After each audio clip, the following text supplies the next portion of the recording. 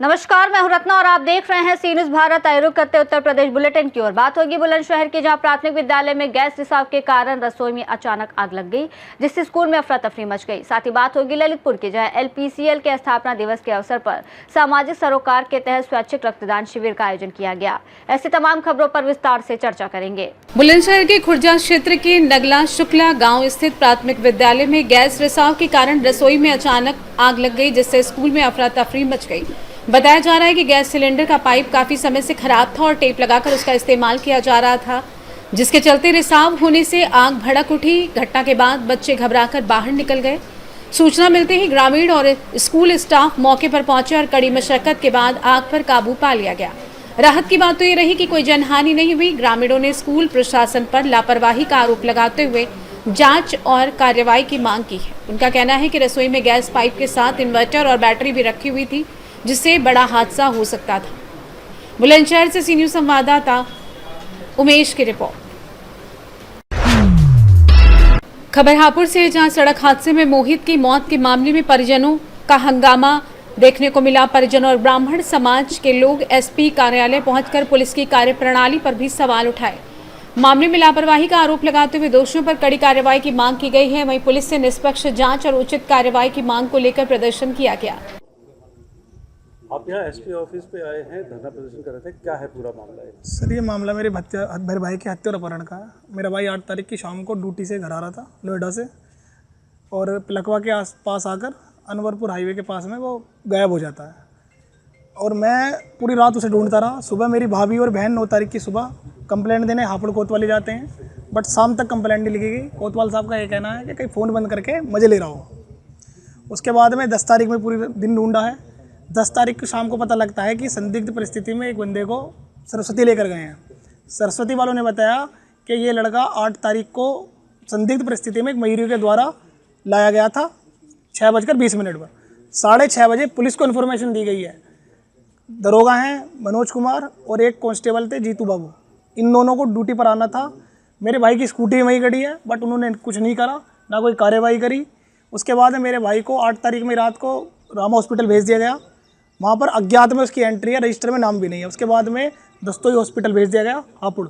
वहाँ पर भी उनको एडमिट नहीं किया गया। दस्तोई हॉस्पिटल के डॉक्टर साहब का कहना था कि उसकी स्थिति कंट्रोल में थी, सर पर चोट के निशान थे, बट एक्सीडेंट नहीं था। उसके बाद में उसे मेरठ भेज दिया गया, जहाँ पर मुझे 10 तारीख की शाम को मिलता है वेंटिलेटर पर लेटा हुआ, बिल्कुल सीरियस कंडीशन में सर। और रास्ते में दिल्ली जाते हुए उसकी मृत्यु हो जाती है। अच्छा, आप लोग बताइए, जब आप नगर कोतवाली गए थे जी, तो वहाँ आपको कितने घंटे बिठाया था, क्या कहा गया था? सर, सुबह से शाम तक बिठाया गया। बोला रिपोर्ट लिख रहे हैं, लाइट नहीं आ रही, लिख रहे हैं। शाम को कोतवाल साहब बोलते हैं फ़ोन बंद कर लिया होगा, कहीं घूम रहा होगा, यार दोस्तों में मजे ले रहा होगा। कौन कौन गया था थाने में? भाभी गई थी, मेरी बहन गई थी। मेरी भाभी अपने 6 महीने के बच्चे को घर छोड़ के आई हैं। उसे बारिश में ही जाकर दूध पिला गई, फिर दोबारा आई हैं। मैं और मेरे जीजाजी पूरे दिन ढूंढते रहे उसे। मृतक की पत्नी भी थाने में? जी, पूरे दिन बैठे रही साहब। और कौन था? बच्चा भी था साथ में? बच्चा नहीं था, बच्चे घर छोड़ गई, 6 महीने का बच्चा है। अब एसपी साहब से कार्रवाई एसपी साहब ने कहा है कि अब संज्ञान में मामला आया है, मैं टीम गठित करूंगा, जो सहायक मदद होगी वो करूंगा। बाकी पुलिस पर भी जांच बिठाई है। पिलखवा कोतवाली पूरी जिम्मेदार है इसके। अगर टाइम से पता चल जाता तो आज मेरा भाई जिंदा होता। अच्छा, जो गुमशुदगी के जो मुकदमा दर्ज हुआ किस थाने में दर्ज? हापुड़ कोतवाली में हुआ था 9 तारीख की शाम को, बट पुलिस ने कुछ भी नहीं किया सर, कुछ भी। मैंने अपने दम पर अपने भाई को ढूंढा, वरना मेरे भाई की मुझे बॉडी भी नहीं मिलती। शर्मा की मौत हुई थी पिलखवा थाना क्षेत्र में, परिजन एसपी कार्यालय पहुंचे, क्या परिजनों ने आरोप लगाए हैं, क्या मांग की है? हाँ जी, थाना पिलखवा पर पंजीकृत मुकदमा प्राथमिकता 355/26 से संबंधित मृतक मोहित शर्मा के परिजन द्वारा आज एसपी हापुड़ महोदय से मुलाकात की गई। उनके द्वारा लगाए गए आरोपों के संबंध में एसपी महोदय द्वारा आश्वासन दिया है कि घटना के संबंध में प्रत्येक एंगल पर विस्तृत जांच की जाएगी तथा जो आरोप लगाए कि पुलिसकर्मी लापरवाही की है, लापरवाही संबंध में सभी पुलिसकर्मियों की प्रारंभिक जांच कराई जा रही है और जो भी तथ्य सामने आएंगे उनके उस आधार पर सभी दोषी पुलिस वालों के खिलाफ विभागीय कार्रवाई की जाएगी तथा उनके द्वारा एक आर्थिक प्रस्ताव रखा गया जिसको जिलाधिकारी हापुड़ महोदय को रेफर किया जाएगा। 2 थानों की बात सामने आई, नगर और पिलखवा की, तो इनमें क्या दोनों थानों के जो पुलिसकर्मी सभी की जांच की जा रही है? हाँ जी, घटना के संबंध में जिसने भी लापरवाही की है सभी पुलिसकर्मियों की प्रारंभिक जांच की जा रही है। हापुड़ से सी न्यूज़ संवाददाता सचिन की रिपोर्ट। ललितपुर में LPCL की स्थापना दिवस के अवसर पर सामाजिक सरोकार के तहत स्वैच्छिक रक्तदान शिविर का आयोजन किया गया, जिसमें PCL कर्मचारियों ने बढ़ चढ़कर हिस्सा लिया। बड़ी संख्या में कर्मचारियों ने रक्तदान कर मानव सेवा का संदेश दिया। कार्यक्रम का उद्देश्य जरूरतमंद मरीजों को समय पर रक्त उपलब्ध कराना और लोगों में रक्तदान के प्रति जागरूकता बढ़ाना रहा। इस दौरान संस्था के संचालक ने रक्तदाताओं का उत्साहवर्धन करते हुए कहा कि रक्तदान महादान है और एक यूनिट रक्त किसी जरूरतमंद की जिंदगी बचा सकता है। उन्होंने युवाओं से नियमित रूप से रक्तदान जैसे मानवीय कार्यों से जुड़ने की अपील की। स्वास्थ्य विभाग की टीम और चिकित्सकों की निगरानी में शिविर संपन्न हुआ, जहां रक्तदाताओं का स्वास्थ्य परीक्षण कर उन्हें प्रशस्ति पत्र और स्मृति चिन्ह देकर सम्मानित किया गया। क्या नाम है आपका? मेरा नाम विजय राठौर है। किस कंपनी से हैं आप? HPS का संचालक हूँ। अच्छा, क्या कार्यक्रम है आज? आज HPCL का स्थापना दिवस है। इसके अवसर पर हम सभी लोग रक्तदान के लिए यहाँ पर उपस्थित हुए हैं और लगभग अभी 13 लोगों ने रक्तदान कर दिया है और बाकी लोग आप देख ही रहे हैं कि कर रहे हैं और शाम तक ये संख्या 35 से ऊपर होगी। अच्छा। और ये सभी लोगों के लिए प्रत्येक वर्ष HPCL की तरफ से किया जा रहा है और ये सारे देश में मतलब आज ऑर्गेनाइज किया गया है HPCL की तरफ से। क्या संदेश देना चाहेंगे आप जनता के लिए और युवाओं के लिए? युवाओं को आगे आना चाहिए रक्तदान करने के लिए, जिससे किसी व्यक्ति ज़रूरतमंद को उसका अगर कभी दिक्कत हो तो उसका सहायता मिल सके। ललितपुर से सी न्यूज़ संवाददाता विकास सोनी की रिपोर्ट। रायबरेली में भारतीय श्रमिक कामगार कर्मचारी महासंघ के राष्ट्रीय महासचिव सर्वेश पाठक के जन्म दिवस पर जिला अस्पताल में रक्तदान शिविर और फल वितरण कार्यक्रम का आयोजन किया गया। महासंघ के जिला अध्यक्ष हरिकेश बहादुर सिंह तथा प्रदेश महामंत्री इंद्रजीत कुमार सरोज ने पदाधिकारियों के साथ रक्तदान कर मानव सेवा का संदेश दिया। इस दौरान अस्पताल में भर्ती मरीजों के तीमारदारों को फल भी वितरित किए गए। कार्यक्रम में पदाधिकारियों ने कहा कि सर्वेश पाठक का जन्म दिवस पूरे प्रदेश में सेवा और जन कल्याण से जुड़े विभिन्न कार्यक्रमों के साथ हर्षोल्लास पूर्वक मनाया जा रहा है। मैं हरकेश बहादुर सिंह, जिला अध्यक्ष रायबरेली। आप लोग अपने नेताजी का जन्मदिन मना रहे हैं, किस तरह मना रहे हैं? मैं अपने नेताजी श्री सर्वेश पाठक जी जो राष्ट्रीय महासचिव हैं, उनका जन्मदिन हर्षोल्लास के साथ मनाया जा रहा है एवं अपने महामंत्री श्री सरोज पाठक के सहयोग से रायबरेली जिला में बहुत ही अच्छा कार्यक्रम क्या क्या किया आप लोगों ने? फल वितरण एवं रक्तदान का कार्यक्रम कराया गया है। किस तरह बधाई देते हैं? सरोज पाठक अपने नेता सरोज पाठक जी का हम लोग दिलो जान से बधाई देना चाहते हैं कि वो अपने दीर्घायु की स्वस्थ रहें और हम लोगों को मार्गदर्शन करते रहें। परिचय दीजिए।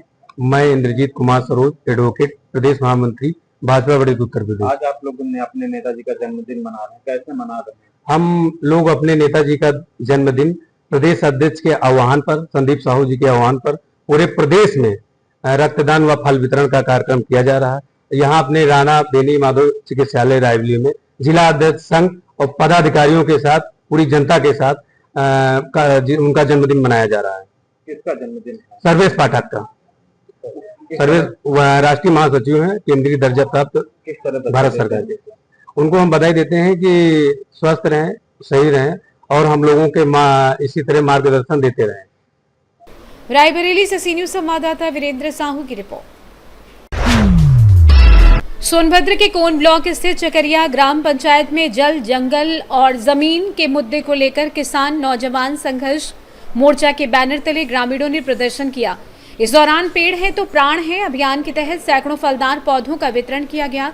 सभा को संबोधित करते हुए मोर्चा के संयोजक संदीप मिश्रा ने आदिवासी परिवारों के संभावित विस्थापन और जंगल कटान का विरोध करते हुए कहा कि विकास के नाम पर लोगों को उनके घर और जंगलों से बेदखल नहीं कर जाना चाहिए। वहीं अभियान के जिला संयोजक राम सूरज सिंह खरवाड़ ने जंगलों को पर्यावरण और जनजीवन के लिए जरूरी बताते हुए इनके संरक्षण का आह्वान किया। कार्यक्रम में बड़ी संख्या में ग्रामीणों ने भाग लिया और जंगल बचाने का संकल्प लिया। पेड़ है तो प्राण है, आप उसका जिला संयोजक हैं और आप ही के बगल में पेड़ पहाड़ जो भी काटा जा रहा है, आप उससे क्या कहना चाहेंगे? हमारे बगल में जो पेड़ पहाड़ काटा जा रहा है, काटने का एक षड्यंत्र रचा जा रहा है।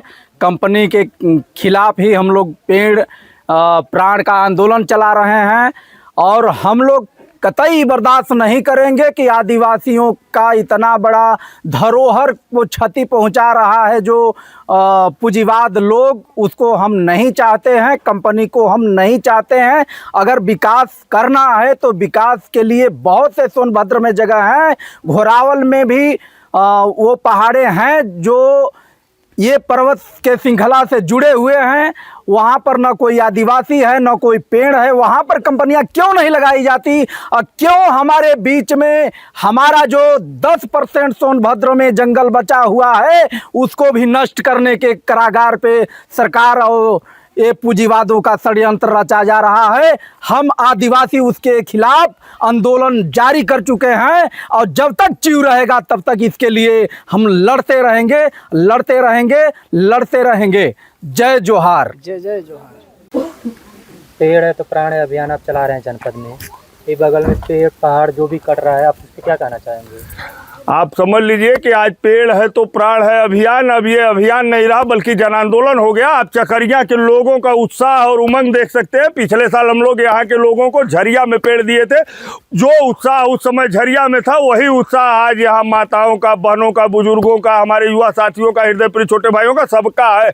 और एक बात मैं कहना चाहता हूँ कि एक केंद्र सरकार की कालनेमी कंपनियां इस बात को याद रख लो कि पेड़ लगाएगा हमारा आदिवासी समाज, हमारे प्यारे परिवारीजन, और आप लोग केंद्र सरकार के संरक्षण में आकर के यहाँ के पेड़ पहाड़ पानी को नष्ट करेंगे, इनका दोहन करेंगे। ऐसे में मैं आप लोगों से एक ही बात कहना चाहता हूँ कि अभी भी वक्त है, सुधर जाइए और अपनी कंपनी ऐसे जगहों पे लगाइए जहाँ पे एक भी आदिवासी भाई बहन का, हमारे परिवारीजनों का घर न उजाड़ना पड़े।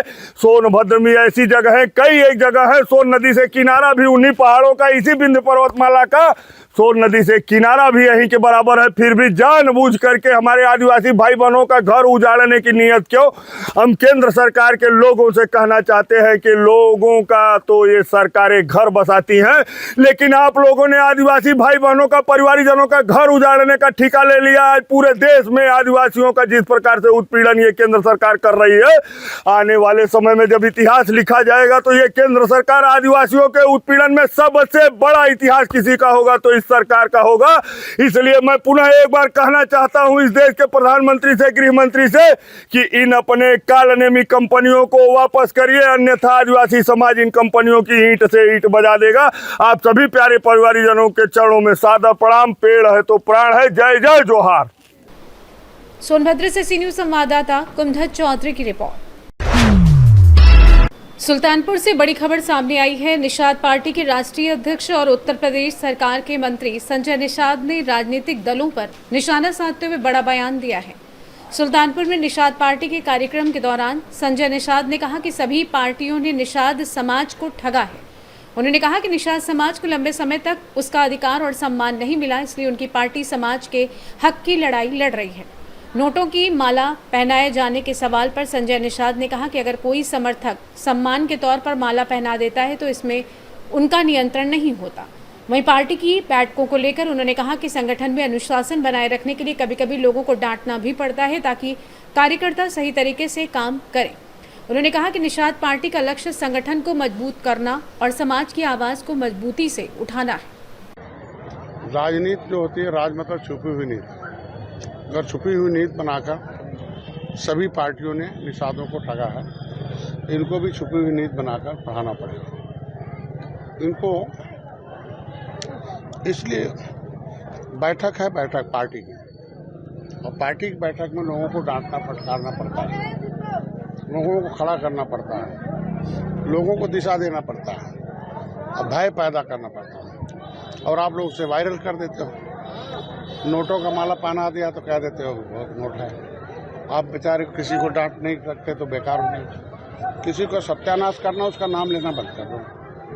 किसी को बर्बाद करना, उसको डांटना बंद कर दो। हम लोग मार खा के पढ़े हैं, देखो यहाँ चाचा मास्टर थे, बेटे को नहीं पढ़ाए, नहीं मारा, नहीं पढ़ पाए।